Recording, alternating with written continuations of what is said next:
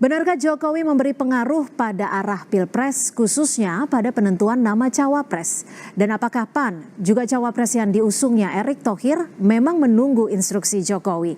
Sudah ada Wakil Ketua Umum PAN, Viva Yoga Mauladi, dan juga Direktur Eksekutif Lembaga Survei Indonesia, Jayadi Hanan. Selamat petang, terima kasih sudah bergabung bersama kami di Kompas Petang.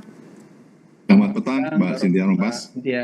Ya, terima kasih. Saya akan ke Mas Viva terlebih dahulu. Ini berdasarkan survei LSI, nama Erick Thohir bisa dikatakan sangat unggul dan juga moncer betul nih. PAN menanggapinya seperti apa? Ada 3 hal. Yang pertama, PAN merasa senang dan bergembira karena hasil lembaga survei LSI itu adalah cerminan dari aspirasi dan kemauan masyarakat Indonesia. Terbukti kalau kemudian simulasi pasangan calon Mas Ganjar dan Mas Erick menempati posisi yang tertinggi. Mengapa begitu? Karena dari basis sosial Mas Erick dan Mas Ganjar itu berbeda. Mas Ganjar relatif didukung oleh karakter pemilih yang militan, yang nasionalis, yang milenial. Sedangkan Mas Erick itu didukung oleh pemilih yang memiliki karakter santri, profesional, Gen Z, dan memiliki keunggulan itu apabila digabung menjadi satu maka akan memperluas atau memperlebar basis dukungan. Yang kedua, masyarakat tahu bahwa Mas Ganjar, Mas Erick itu adalah orangnya Pak Jokowi, yang dekat dengan Pak Jokowi, sehingga mereka percaya kalau simulasi pasangan Mas Ganjar Erick ini akan dapat untuk melanjutkan program-program pembangunan dan sekaligus melakukan revisi perubahan untuk Indonesia yang lebih hebat, yang lebih baru. Yang ketiga, ini terakhir, itu adalah dampak dari Jokowi effect, ya, efek Jokowi. Meskipun belum sepenuhnya mendapatkan Jokowi effect, karena apa? Jokowi effect itu masih terbagi ke Pak Prabowo. Bayangkan kalau kemudian nanti full fokus ada Jokowi effect ke pasangan Mas Ganjar dan Mas Erick, nanti akan ada tren kenaikan lagi. Oke, saya akan ke LSI, Mas Jayadi. Ini kan Presiden Jokowi juga memberikan pujian pada Erick Thohir di Bandung. Apakah ini sebagai bentuk sinyal dukungan Jokowi kepada Erick Thohir untuk maju sebagai calon wakil presiden 2024? Ya, pasti. Ya, publik terutama terutama para pendukung Jokowi itu kan masih banyak yang memperhatikan kemana arah dukungan Presiden Jokowi. Apalagi kan Presiden Jokowi tingkat kepuasan publiknya itu kan tinggi ya, di atas 75%, 77% sampai 80%. Jadi banyak pendukungnya itu merasa bahwa arahan atau sinyal dari Pak Jokowi itu penting, termasuk untuk siapa calon presiden maupun calon wakil presiden. Dan sementara kita bisa lihat bahwa ada 3 nama yang tiga-tiganya sebetulnya secara langsung atau tidak langsung di-endorse oleh Pak Jokowi kan. Erick Thohir, Ridwan Kamil, dan Sandi Uno.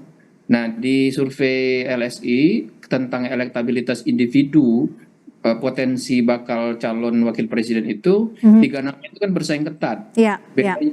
Bedanya tidak signifikan. Kalau di simulasi 7 nama misalnya Pak Erick 21, kan. Pak Ridwan Kamil 18, atau 19, lalu Pak Sandi 17, sekitar 18. Jadi secara statistik tiga-tiganya itu sama kuat gitu. Nah, kebetulan kan tiga-tiganya itu sering disebut juga oleh Pak Jokowi atau sering bersama Pak Jokowi.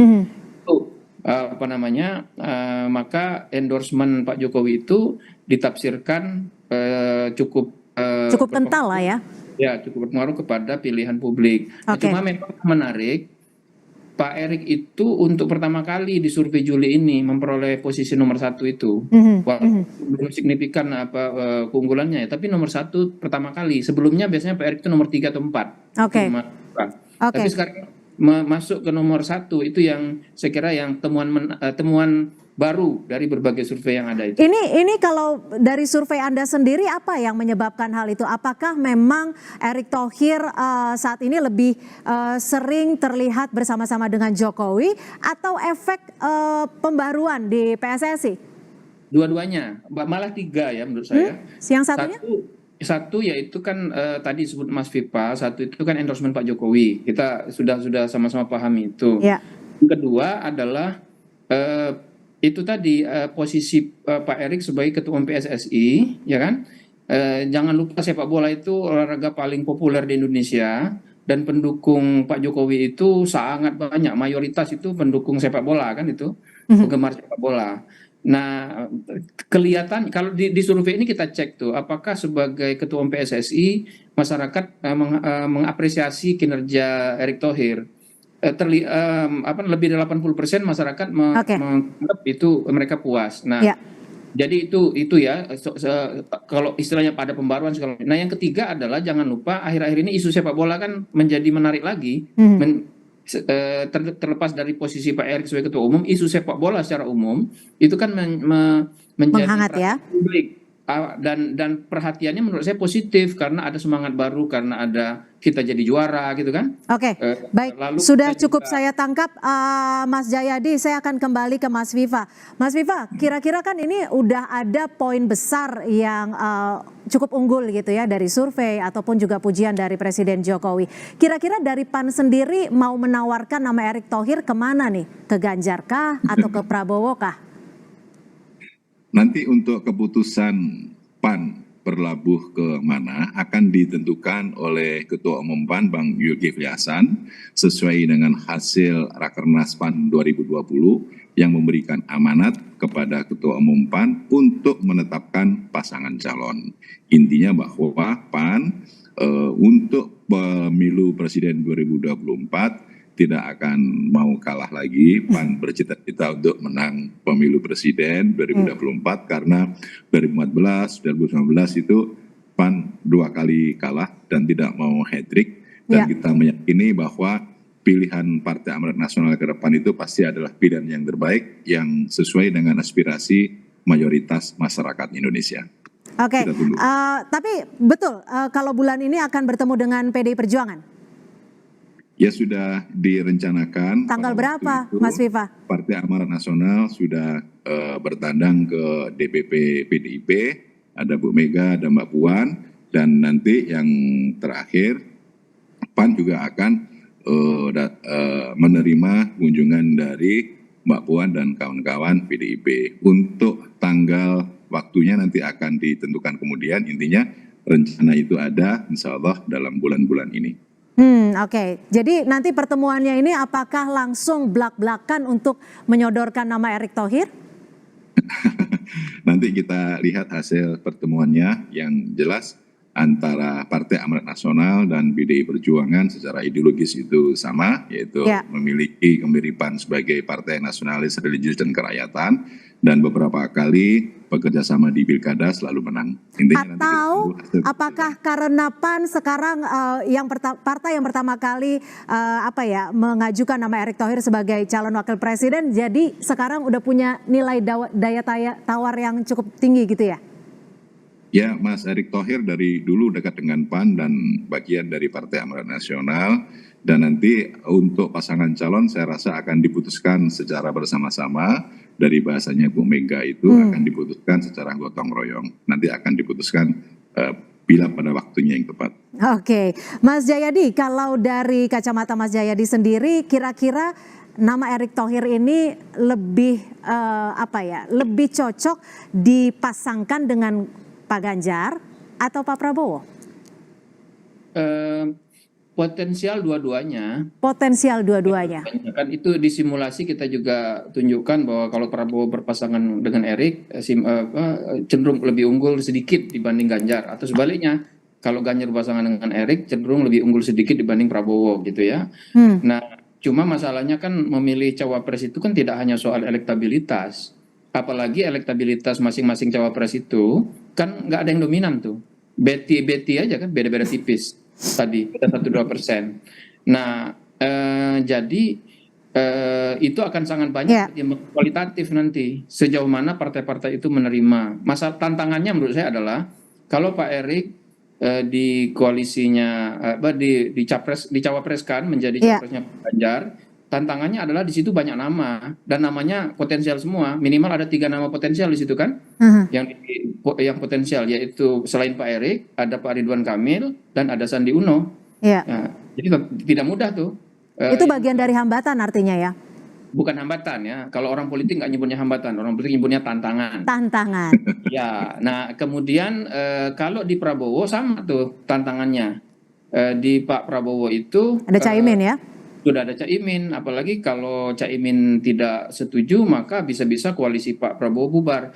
Tapi kalau misalnya Erik dipilih Pak Prabowo, Caimin ada di situ, maka justru koalisi Prabowo akan lebih kuat secara kualitatif. Kenapa secara kualitatif lebih kuat? Karena ada partai nasionalisnya Pak Prabowo, ada partai Islam yang lebih berbasis santri tradisional kalau boleh disebut begitu, yaitu PKB, lalu ada partai berbasis Islam yang lebih modernis seperti kata Mas Pipa tadi, yaitu PAN. Nah itu lebih kuat, tapi lagi-lagi tidak mudah tuh untuk menyatukan berbagai pertimbangan kualitatif itu. Tapi gini Mas Jayadi, kalau nama Erick Thohir dipasangkan ini mampu menjawab kelemahan dari elektoral Ganjar di Jawa Barat ataupun Prabowo di Jember tidak? Kalau dari sisi itu yang lebih mampu membantu Ganjar adalah Ridwan Kamil. Ya, karena Ganjar kan cukup kuat di Jawa Tengah, bersaing ketat dengan Pak Prabowo di Jawa Timur, tapi dia lemah, kalah dengan Anies dan Prabowo di Jawa Barat. Siapa yang bisa menutup kelemahan itu? Ganjar. Ridwan Kamil. Itu yang saya sebut tadi, makanya banyak pertimbangan itu bisa menyebabkan tidak mudah bagi Erick Thohir untuk diterima sebagai cawapres Ganjar. Demikian juga tadi ya, kalau kita ke Pak Prabowo, ya, belum tentu Erik bisa membantu Pak Prabowo memenangkan Jawa Timur kalau dibantu Caimin, karena Caimin partai paling kuat sama kuat dengan PDIP kan di Jawa Timur, dan juga cukup kuat di Jawa Tengah. Jawa Timur bagi Pak Prabowo sangat penting untuk dimenangkan. Jawa Tengah minimal Pak Prabowo harus mencari partai atau bakal cawapres yang bisa mengurangi kekalahannya ya, jarak kekalahannya dengan Ganjar di situ. Berarti jadi, hari ini jawabannya yang ada di Bandung itu ya, ada Pak RK, ada juga Pak Erick Thohir. Ya, karena ada dua, berarti dua-duanya kita belum punya jawaban kan berarti. Oke, baik, Mas Viva, kalau dari survei dan juga pujian Presiden Jokowi kepada Erick Thohir ini kan bisa dikatakan sebagai nilai plus ya untuk PAN juga. Kira-kira akan ada bergen-bergen lainkah atau bergen-bergen tambahankah ketika menawarkan sosok Erick Thohir, baik itu kepada Pak Ganjar ataupun kepada Pak Prabowo?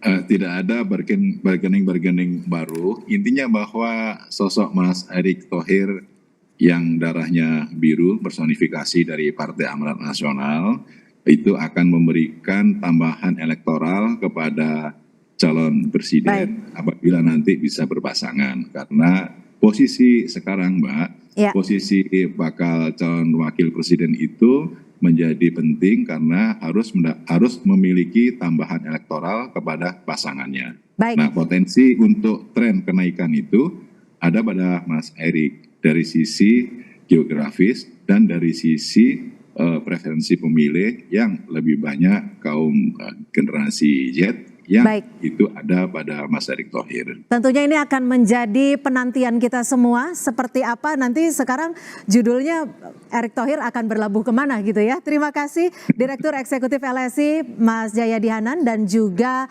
Wakil Ketua Umum PAN Mas Viva Yoga Mauladi sudah bergabung bersama kami di Kompas Petang. Selamat sore. Terima kasih. Selamat sore.